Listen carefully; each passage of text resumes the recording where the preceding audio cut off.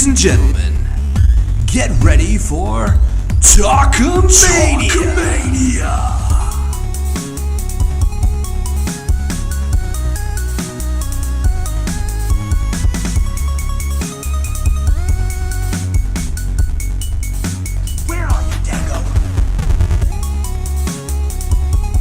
And welcome to another week of Talkamania.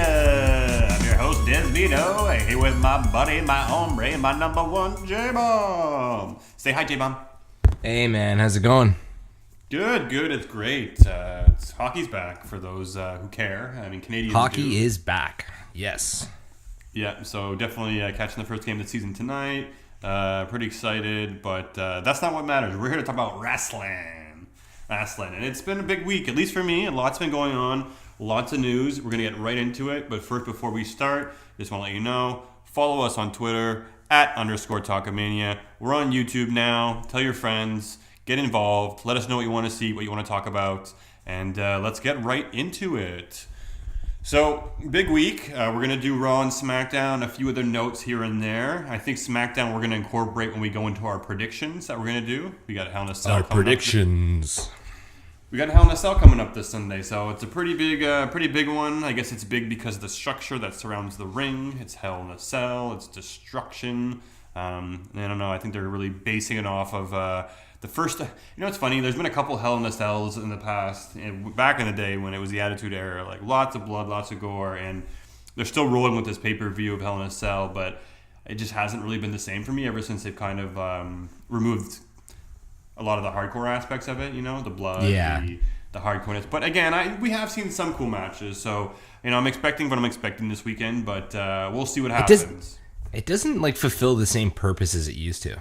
Like they're inside of a cage, but they always like come out of it. To me, it's like a larger steel cage match, kind of. It's like a more, I don't know, you know, like. But it doesn't even contain them. It's like, I don't know. It's frustrating. I mean, yeah, I guess it's more exciting than a regular match because you still never know what's going to happen. But I agree with you 100%. There's no headshots. There's no blood. So it's not that gory. I want to see them bring the pool from WCW around the ring again, have them fly into the water or some shit like that. I don't know. But, you know, we'll see. And again, there's always that speculation. Will they get outside of the ring? Well, we know they already are because Shane and Kevin Owens are going to have a false count anywhere. False count, yeah, exactly. Pretty much said they're going to be fighting outside the cage. But we're going to get to that, folks. All right.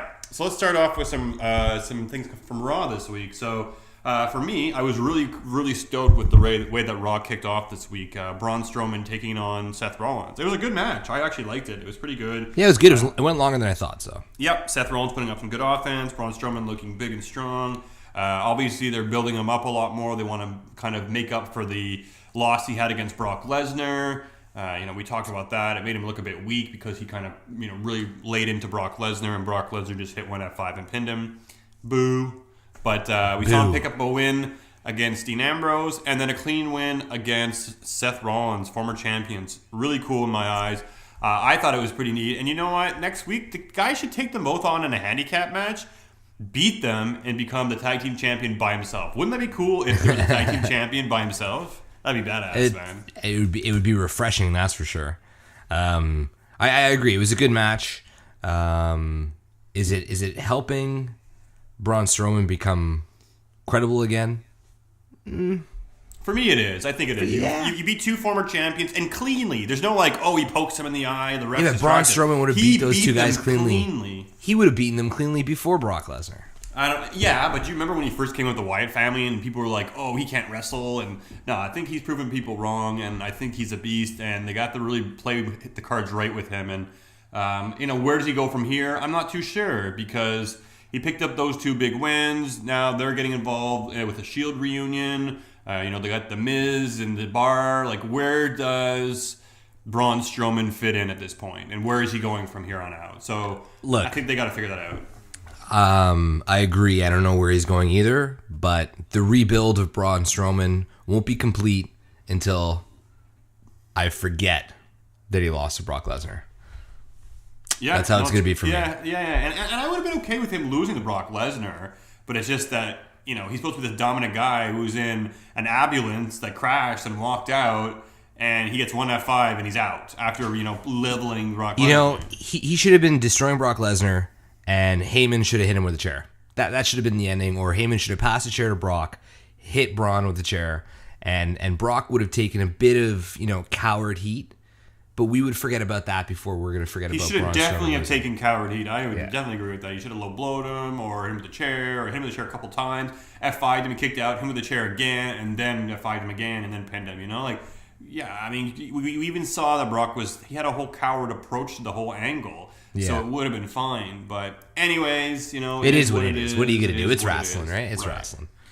But talking about the Shield, right? So we're kind of, we're really close to the Shield reunion. It's going to be next week, I'm pretty certain. I don't know if you know the historic value of the venue where they're going to be at in Indianapolis.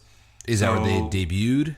That's not where they debuted. That's where Seth Rollins turned his back on the Shield. Ooh. Yeah, so they're coming full circle. And I think that's why they've been playing it out so strategically week after week and drawing it out. I'm like, why didn't they do it already? But now it makes sense. They were kind of like one step away from putting their fists together backstage. It's going to be, I guess, giving the fans what they want. But what would be really cool? If Seth did it again next week. I think that'd be really funny. If people were like, oh, they're back together, yeah, and they win this big match, and then Seth does it again and just beats the crap out of both of them, and he's just like, ha ha, motherfuckers. It would be cool. Oh, I don't know. I guess it's cool because of the venue, but it would also be cool if he just did it again a little bit further down the line. Yeah, for sure. I just think it'd be neat if again, oh my god, he finally did. He's like, I changed, and it's like, no, he didn't. Then he turns full circle into heel again. It would be sweet. It'd be sweet. I don't know. It's tough to call because I feel like let's put the Shield in a priority of who's the most over. I guess Roman Reigns already has a figured out path to WrestleMania. Seth Rollins is pretty standalone. I would probably put Dean Ambrose at the bottom of the three. Definitely. So I would assume that the Shield is gonna boost him the most. I think he's gonna be the guy who's gonna turn on everybody, right? Yeah, is it obvious? Well, I don't know. It really depends. I mean, right now they're working a program with The Miz and The Bar, right? Which I gotta say, sucks to be The Miz trash because all of a sudden the WWE decided, you know what? You guys are gone. We're gonna put The Bar in place. You know what? I don't know. I don't know if it was so much of a quick decision. I think it was made to be that way. Yeah, it makes sense because the tag team championships and they were the champions, and I get it. But does that mean the Miz trash is going to be around? Yeah, I do. I think so. I think so. In the end, who knows? Maybe it's going to lead into an intercontinental program between the Miz and Seth Rollins, because I think Seth Rollins can do good for the intercontinental title. I think as well, just like Miz can. So to me, it'd be really cool. What? If the Miz, let's say it's TLC 3-on-3, it's Miz in the Bar against the Shield. Miz Taraj is outside. They start interfering. Braun Strowman saves the Shield. Yes. I'm gonna bite on that one. 100% face turn. After all the feuds he had with Roman Reigns, now's not the time. Oh, Roman Reigns. Sorry, no, forget that. I completely forgot Roman Reigns is in the Shield. But I mean, if you're gonna turn him face, it's an interesting way to do it. That's for sure. No, but that wouldn't make sense. I agree with you. I didn't. Yeah. That was horrible. You gotta be careful about turning him face. What are you gonna have him dancing? After and being goofy. You don't want to do that. You do the Big Show. It kind of ruined him. No, he could stay as he is. Just a good guy. I guess he kind of is right now, if you think about it, right? Yeah. Well, the fans really like him. They like that he destroys Roman Reigns. They like what he does. So yeah. But he's not. He has a crooked nose. I keep looking at him, and you're not going to unsee this now, but oh no, I've noticed it. Braun Strowman's nostril, one of them is really off or really weird. Yeah, he's for sure had his face ripped apart. Something's happened. Something has happened. That or he had a huge cocaine problem. One or the other. Yeah, but so we're going to see the Shield versus the Bar and the Miz at some point. It's going to be pretty cool, I guess. I like it. I like the Bar. I like the Miz. I think they work well together. Good chemistry. Yep. I don't know what this means for the Miz trash. Maybe eventually it'll come back to bite the Miz for abandoning them, and they'll cost them the IC title, or maybe they'll just be around. But I feel bad for them because they're probably like, "Yeah, we're with the Miz, we're meaningful now," and it's like, "Okay, guys, get out." It's like, what? I don't believe this. They weren't booked right, even with the Miz. I mean, they shouldn't be called the Miztourage. They should be called an Entourage. That way, they can do other things outside of the Miz once they're done, and they can be a tag team that's around. Yeah, I agree. That or just let them have won one or two of their matches. Who did they lose to? Was it the Hype Bros? No. Yeah, Hype Bros. Who beat them? I don't know. I don't care. I don't Like remember. 2 weeks ago. Anyways, it was shameful. That's what it was. It was shameful. Yeah. And so another superstar we saw on Raw that we don't see very often that was being used a little bit more. It's funny, they don't use Dana Brooke and they don't use other ones, but they're using Alicia Fox now, which I actually am an Alicia Fox fan, so I was happy to see her. I like her attitude. I like the way she does things. She's fun. She's funny. And I just wanted to bring her up as a point because I like seeing her, and I've always thought that she's very underutilized and underappreciated. I think she's a lot better than she is, but it's cool to see her out there. But one thing that I was questioning was this whole Nia Jackson, Alexa Bliss relationship. So 1 week they're enemies, 1 week they're friends. Now they're friends again, and they're enemies. Like, what's going on? I guess that's complicated, right? That's it. That's the best way to put it. I saw the tweet you threw out during Raw, and that's exactly what it is, man. It's complicated. It doesn't really make total sense, but I guess it's in line with everything that the WWE is doing right now because not much makes sense in a storyline perspective. So. Don't get me wrong. I do like it. I like the small little dog with the big hound, I guess you want to put it. Gracefully. Right. But eventually, I'm wondering where this is going to go because right now we have Mickie James and she's feuding with Alexa Bliss, and I don't want to disappoint you fans, but this is just basically to buy time. This is. Don't think Mickie James is going to win this. No, of course not. Yeah, it's basically fodder. It's basically so it can buy her time. We do know that Asuka's coming for that title. She will take it and she will hold on to it for a very long time. So, again, like I was saying previously, I don't think they should give the title to Asuka right away. Have her win some matches and be dominant in a few feuds. Because I think Nia Jax probably should have the title at some point in the near future.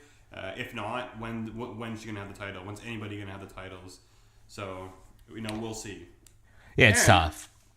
On that note, since we're talking about titles, it might be a good opportunity. I'm hearing rumors that the WWE may introduce women's tag team championships. So that is something that I've heard over the past few days online. And for me, I'm okay with this, but here's the thing. You give these girls like 5 minutes a week on each show. There's so many women on the roster that aren't being used that can make a tag team division, but you need to give them more time on the show. That's it. And SmackDown, absolutely not. I mean, SmackDown used to be, the women's wrestling used to be the shit. You used to see awesome matches.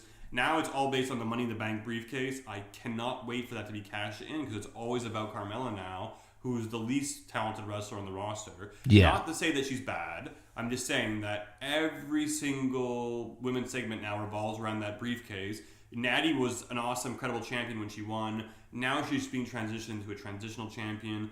There's no really any more good wrestling matches anymore. I like seeing Charlotte wrestle and Natty wrestle. I mean, we saw that this week on SmackDown, but it didn't feel like an authentic match. It just felt like a rushed match. He pushed Charlotte over from behind and put her in the sharpshooter, and I don't know, man. Like, if you're gonna bring the tag team belts to the women's division, you got to give them more time and more respect. Otherwise, it's going to be a hot mess. But I mean, there's not enough women on the roster, anyways. Think about it. See, that's what I'm seeing all over social media, right? But that's not true. The only reason why you don't think that is because they only pick 1 or 2 a week to highlight. No, but there's so many that aren't being used right now. There's also lots from NXT that could be called up. That's the thing. That's what they would have to do. Because let's say there's 4 tag teams on SmackDown. That's 8 women. How many women does that leave to be in the SmackDown Women's Championship picture? Well, you only need like 2 or 3 at a time. So all right, so we're already at 8, 9, 10. We're at 11, maybe 12. There's not 12 women. I think that's enough. I think it would work. I think people are underestimating the divas that are sitting in the back. How many weeks Becky is not being used, or Naomi not being on anymore, or Dana Brooke not being used, or Alicia Fox, or that's almost that's like 22 between the two brands. They would need to do some NXT call-ups, that's for sure. For it to be a competitive. They could, but I still think they could do it as is. The only reason why I'm hesitating to call people from NXT is because they get more time on NXT than they're going to get on the main roster. Look at it. Look on SmackDown especially. There's 1 women's segment that's completely rushed. Raw gets maybe 2, and at the same time they're rushed. And anyway, we know Nikki Bella's coming back and Brie. They're going to come back for a run. So at some point they're going to be involved. I'm sure they'll win these tag team titles because they have to do everything. So yeah, I'm just enjoying the time that they're not there. I do know that Nikki's rating in the new WWE 2K game is like one of the highest on the roster, above Bayley, above Sasha, above Charlotte, or at least tied with Charlotte, I think. And it's like, oh my god, please.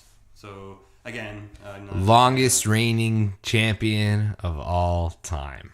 Yeah, I don't know about that. Isn't Asuka? She's not WWE champion. Well, you said the longest rating champion. Well, she wasn't, and Nikki Bella wasn't WWE champion either. So, well, she was WWE Divas champion. Yeah, and she's a diva, so it's suiting. Yeah. And yeah, she is, but she's the one basically the WWE said, you know what? We don't like CM Punk.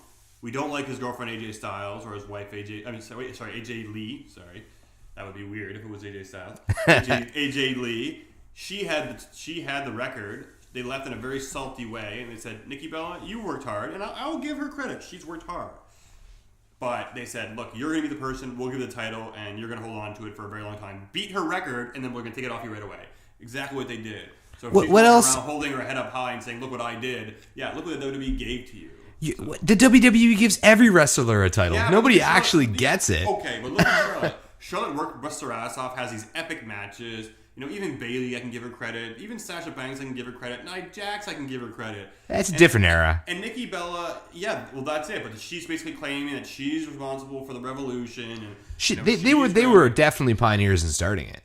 They were involved, and I'd say they were pioneers. But like, if you look at the majority of their career, they were just twins that were sex objects. And then all of a sudden, this revolution started happening. They were there. They ended up hooking up with the right people, and then Yes, I would say towards the last 20% of their career, they turned it up a notch and worked really hard and became a lot more than they were before. But I don't know. Overall, if I want to rate their careers, only the last like 20% was respectable in my opinion. And yeah, I mean, I might get a lot of heat for that, but at the same time, they may not be the best in ring, but I think that they've held their own as far as it goes for things outside of the ring. They've earned respect and they've worked hard. I'll give them that. But I mean, I don't know, to say that they're top tier wrestlers, putting them up against Charlotte. Well, I didn't say that. I'm just defending the rating in 2K18. Well, that's my whole point. They're comparing them and saying they're just as talented, just as good, and just as highly rated as Charlotte Flair, and that is a joke. Yeah. That is a joke to me. But I digress. Moving along. An exciting segment, actually, I want to talk to you about. So, Finn Balor, Bray Wyatt. It's continuing. You know what? I fast forwarded it, and I didn't even realize what happened on Raw. Mm-mm. I was unaware that had happened. Well, you heard what happened, right? So towards the end, he had like some kind of like face over his face, and he was laughing, saying Sister Abigail's alive. So he is Sister Abigail. So that is the rumor plan, that he will be like Finn Balor. Well, it's pretty clear, yeah.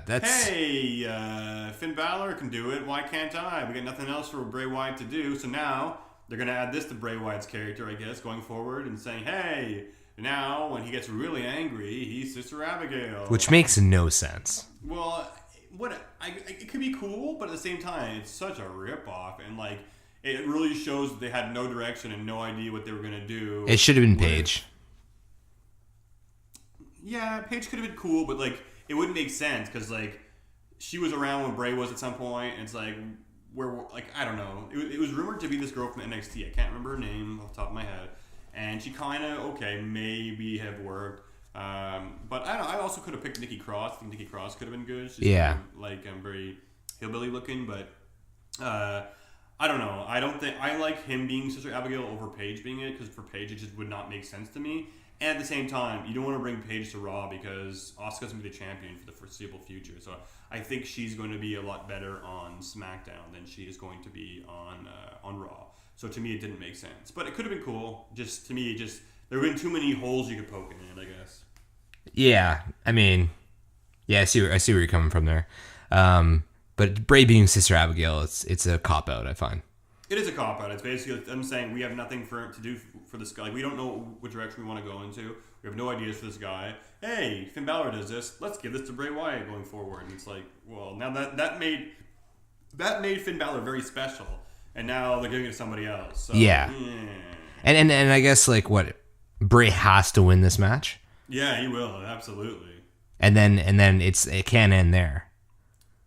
I hope so, but I feel like if he wins there, they're gonna have to do one more. I don't know, man. Or This is possibly the even two. I mean, it's 2-0 for Bray for. Well, I think he beat Finn Balor on Raw or something. Does Raw count though in those kind of matches? Do they?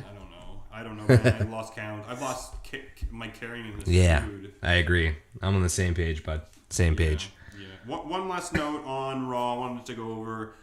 Again, really baffled me. Main event 2 weeks in a row. Enzo Amore. What the hell? Yeah, that was surprising. That was surprising. And then not only is it flat, he comes out. He has a tear backstage. And you see how hard he works to get that single tear out. And I bet you he's just like, I'm going to have this moment where I'm going to have a tear going in my face. And it's going to be like Oscar winning. And it's like, he's just looking and he's really squeezing this little tiny tear out.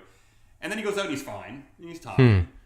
And he does his jokes and he does his thing like, I'm just really sick of it. He's becoming a heel. Maybe he's doing a good job since I'm starting to hate him. But I find him annoying. You don't hate him because he's a heel. You hate him because you're just annoyed by him, which isn't the same thing. That's not heel heat. That's garbage. And I don't mind him being in the show and stuff, but like, first of all, I'm 2 and 5 live, and he's on Raw, but he's main eventing it. Like, I guess the ratings were up for him for 1 week, and they figured they'd try it out, but I'm not sure. Like, why is he there? And not only did they make it so stale to put him as the main event, they're like, well, you're going to defend your title against the newest signee. And God. Oh my god, who is this?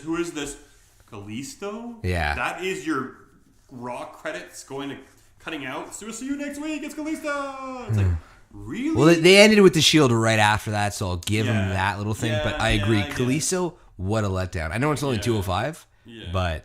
And I'm not going to knock Kalisto. He's a good wrestler, and he was champion and stuff. Who cares? But really, he's not your main event guy, and I'm very, very disappointed in that. I thought it was really lame, but that's just me. It was tough, and another thing I'd like to point out is that what are they thinking making Neville a face again? They dropped momentum with him completely. He comes out, he attacked Enzo. They could have made him go to Raw and pushed him, and then just instead they're just like, no, he's still on 205, and now he doesn't have a title shot, and now he's nowhere. Like, are you kidding me? You're putting Enzo in the main event, and Neville's on the sideline. Neville can work circles around Enzo on the mic and in the ring. It's ridiculous. And you have this guy who's had, 2-3 cruiserweight matches, and he's running the show? Oh, my God. I don't know. They're going to have to figure out something for TLC. They're going to have to figure out a way to bypass this because, I don't know, they're making a mess of the division. Well, I'm sure eventually he's going to open his mouth or do something backstage and get fired or let go or something, so he's got to wait until then. Yeah, I guess so. Oy vey. So that's it for Raw for me, really. I guess we'll get into the predictions shortly, and we can kind of touch on SmackDown because a lot of the matches have to do with the SmackDown roster. Before we do, I just wanted to say that tonight I was watching some NXT. I watched Kairi Sane's debut match. Really good. I mean, your basic match, what you're going to think that she's going to have. But really cool to see her out there and part of the roster now. Who'd she fight? Aaliyah. I don't know who that is. Yeah. She's kind of one of the...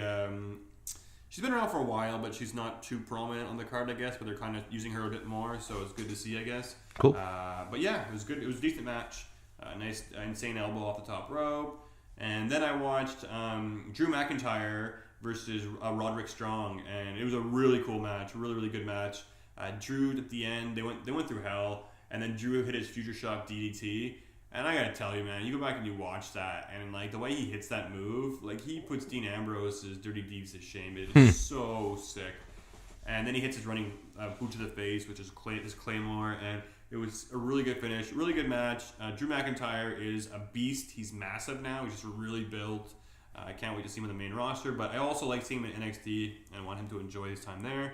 But yeah, man, excellent match. And yeah, I'm enjoying NXT. It's good. It's good to watch. Hey, man. I mean, speaking of NXT, War Games, baby. War Games. That was going to be my cherry on top. Yeah, exactly. Really stoked for this. I was really young when the last War Games was on. I barely even remember it. I wasn't super into WCW in the day, but I definitely know the setup with the multiple rings, and it's going to be exciting. We got some cool matchups. I think they're planning to have a... I don't know if it's for the tag team titles. It very well might be, but all the teams involved, it's going to be a Freebird style. So it's going to be people per team. That's crazy. It's been 20 years, by the way, since the last. Oh, that's awesome. Cool. That's crazy. Really, really, really cool. Yeah, not bad at all. Hopefully they don't ruin it. I feel like it's kind of like, I don't know. Is this the first WCW pay-per-view that WWE has done? I feel like they've done like the Great American Bash or Bash. Yeah, but there's no there's no special match there, you know what I mean? This is like purebred fucking WCW stuff. And I feel like they're kind of testing the waters on how it's going to work in NXT. I'm a little, as excited as I am to see War Games, I really was hoping it was going to be a WWE thing, like main roster. Yeah, same here. And maybe they're just trying to, like you said, test it out with this and then see how it goes. Maybe Like this should have been the Shield versus the Club, or like throw a third tag team in there. That'd have been cool, you know? Yeah. War Games. Yeah. Well, maybe it's a taste of things to come. You know, Yeah, if it maybe. works out, they might bring it to the main roster next year. But yeah, really cool. Or maybe it's them being egotistical and being like, yeah, we'll use it, but it's not. But not main event. Yeah, cocksuckers. Cocksuckers. Yeah. All right. So it's that time, folks. It's that time. Predictions. All right. Time when we jump into the pay-per-view Hell in a Cell this Sunday. Got quite a few matchups to go through, so let's get right into it. For the record, you're 2-0 over me, man. 2-0. I'm pretty sure I'm like 50-0 over you. Well, since we started keeping track, all right, bud? All right. 2-0. So, you want to run through this? Yeah? Let's run right through this. So, pre-card match. We'll start with that. Pretty straightforward, right? Chad Gable, Shelton Benjamin versus the Hype Bros. Yeah. What do you got on this? That's a no-brainer. No-brainer. Definitely going to be Chad Gable, Shelton Benjamin. The Hype Bros are obviously leading towards some kind of self-destruction or heel turn for one or both of them. I don't think this is going to be any different. But I think this might be where you see the implosion of Hype Bros. I mean, they've been teasing it for weeks. And I think this could be a good forum to do it. Why not do it at a pay-per-view? Zack Ryder attacks Mojo, or they just beat the crap out of Chad Gable, Shelton Benjamin afterwards. Leads to a match with them as heels on SmackDown. There's lots of different directions they can go into, but I also feel like they're grooming Chad Gable and Shelton Benjamin, for a good solid tag team run. So, again, easy one for me. Chad Gable, Shelton Benjamin. Ain't no stopping me now. It's no-brainer. 100% agree. I have no interest in this match. I have no interest in what's going to happen with the Hype Bros. I feel like they're wasting Shelton Benjamin. That's just me. I don't get it. I don't get the like secondary or the mid-card tag team division that's going on SmackDown right now. I put Chad Gable and Shelton in there. I put Hype Bros in there. I put the Fashion Police in there and Ascension. Literally everybody except for the Usos and New Day are like, I don't know. I feel like there's a divide between the two. So I'm completely uninterested, but I'll agree. Chad Gable, Shelton, absolutely. Cool. All right. So we're on the same page there like we were last month, but I'm sure we'll have a few more divisions because there's a few matches on the card that could go either way, and I'm not absolutely sure about. But we'll jump into the next one. I mean, this is one I probably think we probably will agree on as well. Glorious Bobby Roode versus Dolph Ziggler. Pretty straightforward, I would think. I think we're going to see Ziggler in his regular role of poorly putting people over. I don't know. I mean, really, what other ways are to put it? I got Ziggler on there. I don't think we'll see a second Roode versus Ziggler match. And then we'll see a little bit less of Ziggler for a little while until there's somebody new to put over. That's how I feel. Pretty much. They're treating us the same way they did Nakamura. He comes out and he's all like, oh, you won't make it. You'll just be another flash in the pan. And I don't see what the big deal is about you. You're just an entrance. He's doing the same thing. I mean, I guess that's what Dolph Ziggler is and does now. And I guess he's gotten used to it. But, again, easily going to be Bobby Roode. He'll go over. He'll win. And it'll be... It probably won't be glorious. But it'll be something. I don't think it'll be glorious. I'll give it to Roode. His entrance is good. Yeah, it is. He's got a good look, and he seemed to be pretty all right on the mic. He's Canadian, so there's a soft spot for him. Yeah. But I agree. Inside the ring, it's horrible. His finisher, I mean, Oh, the impaled DDT. Yeah. We got Dean Ambrose. We got Bobby Roode, Alexa Bliss. I haven't seen Drew McIntyre's yet, but they're all DDTs. Drew I'm not going to put them in there McIntyre's because you're making it sound like it's awesome. But come on, WWE, running slams, DDTs, belly to belly suplexes. Come on. Yeah, no, I know. They need to be more innovative, you know. It's like the women when they used to do that sit-down face buster. They used to all do it. X Factor, yeah. So Ziggler, both of us, 100%. Sorry, geez. Bobby Roode? Yeah, it was kind of a loss of words for a moment there. If we're talking about losers, maybe. Bobby Roode, yeah, absolutely. Bobby Roode will win this matchup. Okay, let's see. All right. What do you got up next? Okay, so let's jump into maybe my most anticipated match, or one of the ones I'm looking forward to, because these guys put on a hell of a show when they do. The New Day versus the Ugos. The Ugos. The Ugo Penitentiary. The Ugo Penitentiary. Where are you, Dango? Dango. Sorry. Hey, we know they're going to be showing up this Sunday. Apparently, they got pushed from SmackDown to the pay-per-view. Is that a good thing or a bad thing? It's probably a bad thing, but the fact I would assume it's a bad thing. Yeah, they advertise it. You're going to be on Smack? No, we can't even play your segment. It's like, oh, yeah, we can't play your pre-tape segment. Yeah. I'm pretty sure I could have found a segment like the one backstage where Ellsworth is on a leash or something, and put New Day in there instead. I mean, not New Day. The Fashion Police in there instead, but whatever. Whatever. It was something else, something extra to look forward to this Sunday. So yeah. Unless they get booted again. Yeah, that's it. I think this will be an awesome match. I agree. New Day, Usos, bring it. This one's a bit harder because the New Day's had the titles, and they've been passing it back and forth to the Usos. Are they really going to pass the titles back and forth again? I don't know. I honestly think that it's possible that the Usos are going to walk out with this one with the tag team titles. Ooh, so is that your prediction? Oh, yeah. Sweet. I think I'm going to beat you. I got New Day.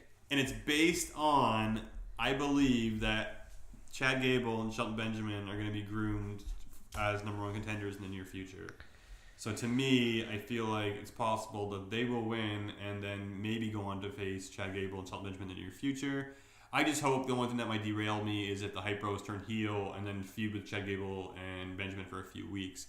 But do I see them fighting the New Day, Gable and Benjamin? I don't know.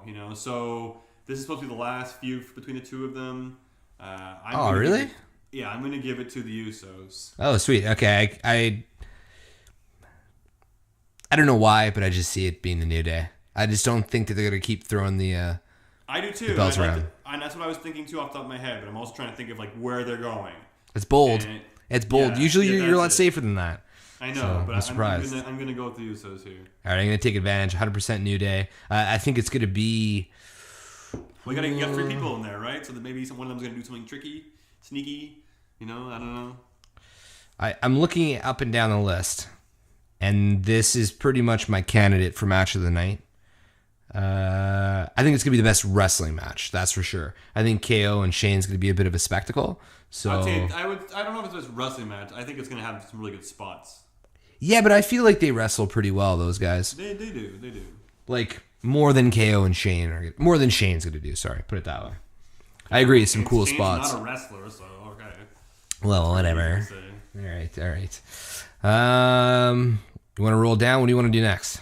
All right, so we got Natalya versus Charlotte Flair. This one's not in a Hell in a Cell match. It would be cool if it was, but you also don't want to put too many matches in a Hell in a Cell. I just think these girls could tear it up. And Charlotte's always being innovative in lots of neat, cool matches. These two have had so many matches before. This will actually be a record-breaking match. They fought for the NXT title, the Divas title, the Raw Women's title, and now they'll be fighting for the SmackDown Women's title. Shit, really? I didn't notice that. Yeah, that's awesome. Yeah. And Charlotte's won every single match, so it would be a clean sweep if she beats Natalya. And in my mind, Charlotte's going to win this match. You got Charlotte? I do got Charlotte because Natalya tapped her out on SmackDown. Yeah. So that's the recipe of she got the win to make you think she can beat Charlotte, and then Charlotte's going to beat her. And I do. And will there be a Money in the Bank cash in? I don't know. That's like the wrench that's thrown in the gear every time there's a SmackDown Women's Championship and we have to make a prediction. It's like, I agree with you. I see Charlotte beating Natty, but I do feel like it's time for the cash in, and I cannot see. I really want to see that cash in, just because week after week it's all about that briefcase, and it's hampering and putting a cramp on the actual solid matches that they used to have in the division. So yeah. I would definitely like to see that. And you know what? They were all about inflating Charlotte Flair's championship count. So having her win the title and having that as, another one-time championship reign, it could be a good time to have Carmella cash in. So, or, maybe Carmella will cash in and Charlotte will beat her and look extra strong. So, think they'll do a double failed cash-ins on SmackDown? It'd be cool. I don't know. I don't know. Like, what's going to happen? Natalya's going to beat down Flair with Carmella? Or I don't know. It's a tough one. I find this like one of the harder ones to call. Yeah, we'll see. We'll see. But I'm going to go with Charlotte Flair. I got to agree with you. I just don't see Natty walking out with it. I don't think they would do that to Charlotte. Bringing her to SmackDown was already like a notch down. I don't see her doing that with her returning, with her dad, with all that kind of stuff. I feel like there needs to be a change. There needs to be a new champion. I don't know. I'm just going to say Charlotte. I'm with you on that one. Word. Cool. Straightforward. All right, moving on. We got the phenomenal AJ Styles versus the Lone Wolf, Baron Corbin. This match is beneath AJ Styles. It's beneath him. These guys have been fighting for how long, I feel, I honestly, the WWE title, I feel, is ruined right now. And slowly but surely, not because of anything that AJ is involved with, but God, man, I don't care about Baron Corbin at all. I can't buy into him. I can't buy into him as a number one contender or a heel. So I'm uninterested. 100% have AJ on this. Cool. Yeah. Well, what's interesting? You see, Ty Dillinger's been so involved over the past month, and it's very interesting. Why don't they just put him in this match and make it a triple threat? Why make it a one-on-one? They've done the one-on-one with Baron Corbin. Why not they make it a triple threat? That way you can have, nobody really looks weak in the end because there's 3 people involved. AJ Styles, he's going to be my pick 2 for this match. I think Baron Corbin could walk away with the U.S. title. He failed to cash in. They are pretty high on him. They could give him that title, but I don't know if they're going to do it just yet. It really depends on what they plan on doing with AJ Styles. But I remember Nakamura saying, "I'm coming for that title," and I think they're still going to stick to that down the line. So again, I think AJ Styles will walk away with the title. He better. Honestly, I'll be pissed if they give that to Baron Corbin. If he does lose it, I see him getting it back pretty quickly after, or something to that extent. But I think again, going to your point with the WWE title being kind of ruined with Jinder Mahal, I think AJ Styles is making the U.S. Championship more relevant, and I think they want to make it more meaningful. And I think keeping it around his waist is what they plan on doing to do so. So again, AJ Styles is my pick. It should have been AJ versus Ty. No Baron Corbin in there, and let Ty Dillinger win. He'd be even. No. Yeah, why not? Not ready. Ty Dillinger is not ready to beat AJ Styles. Who gives a shit? Make it a roll up. Who cares? Like Kevin Owens when he came in. Boom. One shot deal on Cena. No. I'm not agreeing with you on that one. Oh well. And me saying Ty Dillinger should be in there as a triple threat is like a favor to him. Like not I don't know. He's really only starting to get his momentum now, and he got to roll up on Baron Corbin, but I don't know. We'll see. All right. Cool. So moving along, we got here's one. It's gonna be interesting, and this one's a bit trickier to call too. Fucking tricky. Randy Orton versus Rusev Crush. Rusev Machka. So this one's a bit tricky because these guys have been exchanging wins back and forth. I think Randy Orton's been getting the upper hand for the most part, and Rusev getting that quick win over him. So I think Rusev needs to win this match. I think it's very important for rebuilding him and making him credible again. I just find it hard to think how they're going to do it because Randy Orton's so protected and he's so highly regarded. And I go back to the day where I remember Randy Orton taking a clean loss to Jack Swagger and then taking a clean loss to Mark Henry. But I think that was when he was in the doghouse. So Are they really going to make him lose cleanly to Rusev? Now, Rusev's awesome. He's good. I think he's definitely, he should be the guy probably doing the whole Jinder Mahal thing. But at the same time, is he going to what's he going to do? He's going to wrestle him and put him in the submission and make him pass out? Maybe that's it. Maybe he'll pass out so he can't give up. And he won't, officially, have given up. He'll just pass out. Or I'm not sure. But, just based on logic and the right thing to do, I'm going to go with Rusev on this. I got Rusev on this one, too. I think we're going to see Rusev taking the path of becoming a face. I think we might see Orton becoming a heel again. I don't know if it's going to be a double turn at the match. I don't see how that could work into the story because there's not much there. But this whole Rusev Day thing, I love it. And happy Rusev Day.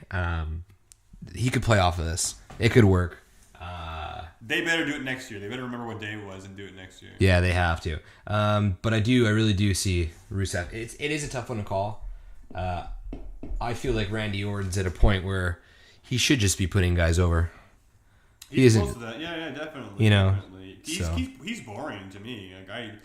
Every time, I don't know. I know people like him and all this stuff, and he's got a little big history, but you know what? Half his career is other people putting him over or making him look good, and when he's on his own, he's a bit boring to me. He's like a lone wolf. He's like the original lone wolf. I don't see why they don't take a guy like him, make him a heel, put him with Baron Corbin, because that could work.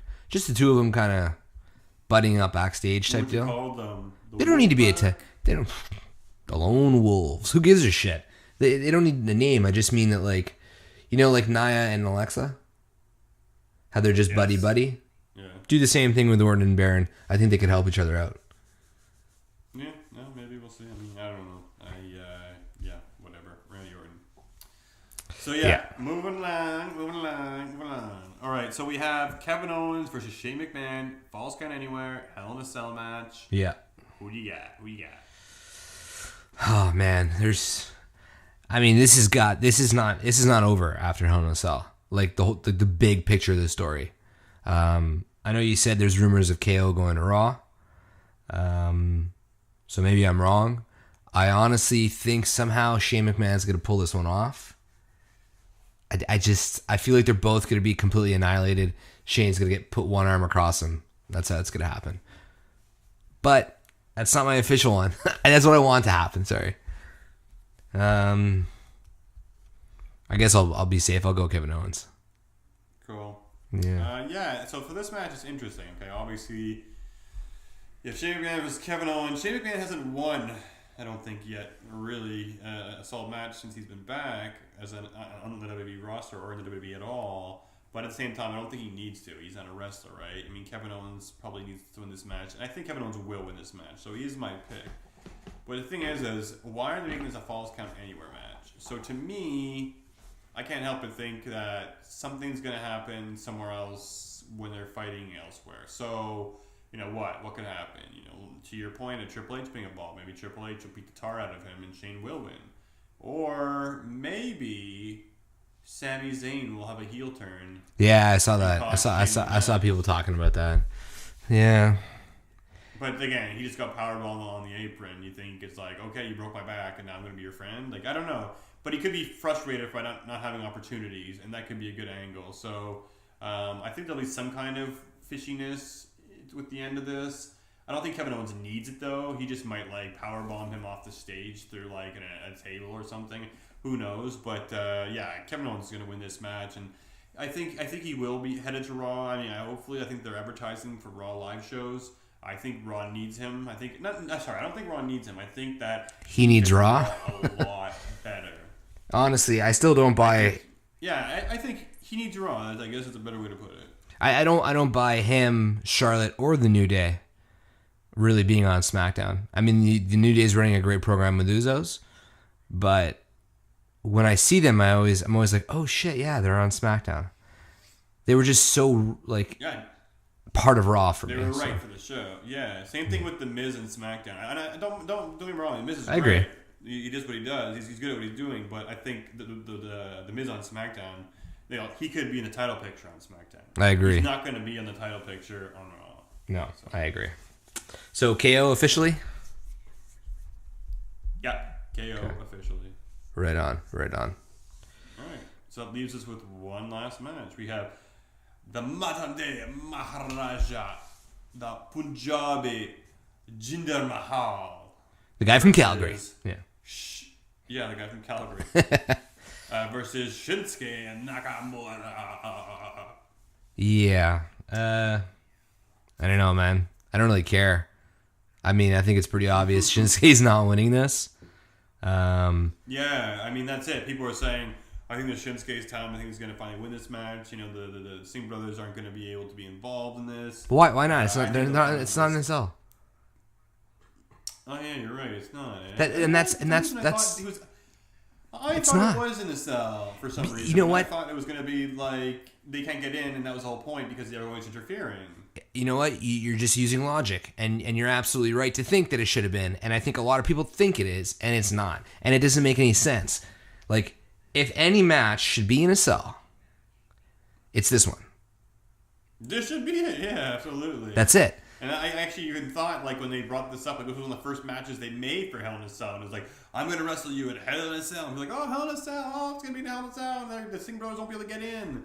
But no, it's going to be a singles match, and the Singh brothers will still be able to be involved. And anyways, that's lame. Doesn't make any sense. Like, we know that even if it was in the cell, the Singh brothers will get into the cell, whatever. But at least make us think that they can't get into it, like the Punjabi, you know? Anyways. Well, I can see the ref doing. I can see the ref doing the thing this time where it's like you, out of here. The crowd's like, wah.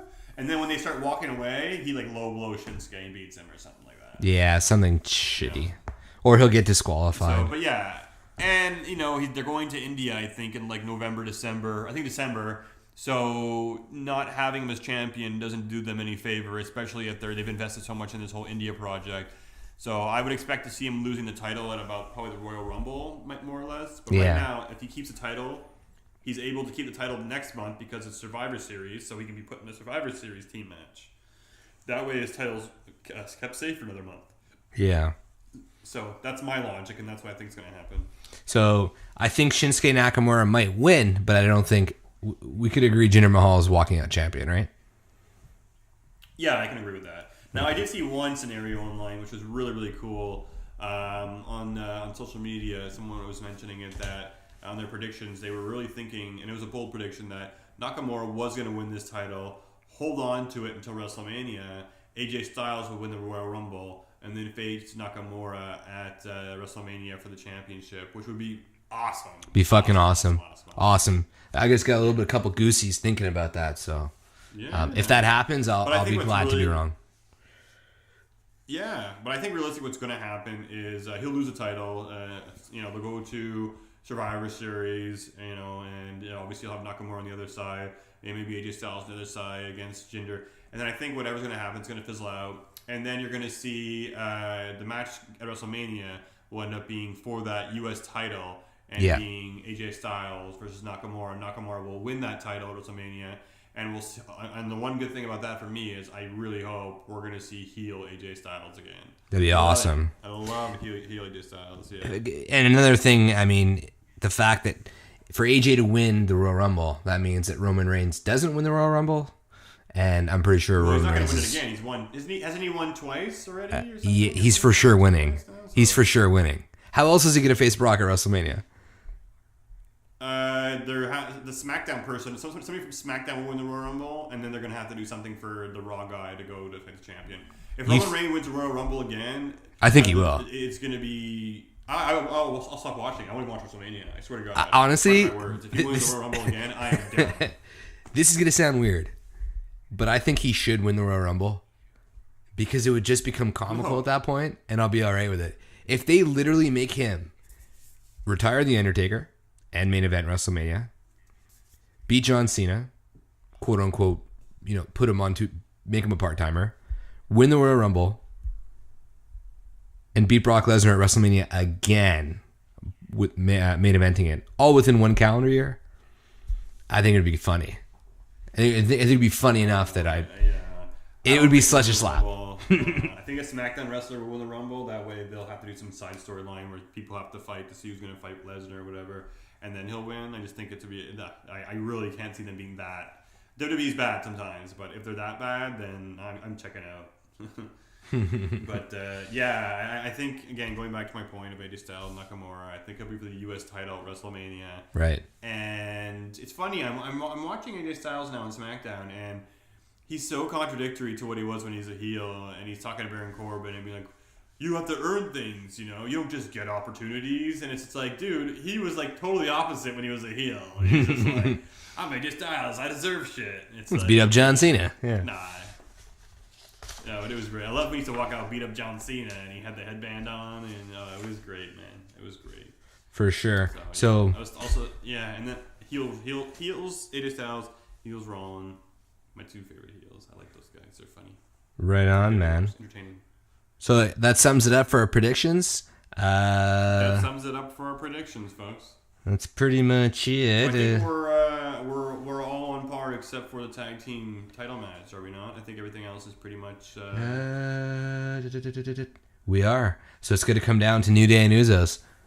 The Usos. Sweet. That's awesome. Yeah. This happens every time. We agree pretty much on everything except for one. I hope there's some surprises. The recipe yeah, well, we know the recipe, and we've been watching at the same time. I guess we have some similar mentalities in some degree. We know what to expect. Yeah. But hopefully, expect the unexpected. Maybe some cool surprises are going to happen. Yeah. All right. Cool, man. So that works for me. So I guess we'll wrap it up. Thanks for listening, guys. Looking forward to Sunday. Hell in a Cell. We'll be live tweeting as per usual. Follow us on Twitter @_Talkamania. On YouTube. Nice and simple, just search for Talkamania, and you can also find us on Podomatic, again under Talkamania. Des, great talking with you. We're going to get together again Sunday after the pay-per-view to do our Fallout show, and we'll be throwing that on the internet, on our Twitter feed, on our YouTube feed, and on our Podomatic feed Monday morning. I'm holding us to it. You can believe that. Believe that. All right, peace out, my brother. Adios. Where are you, Dango?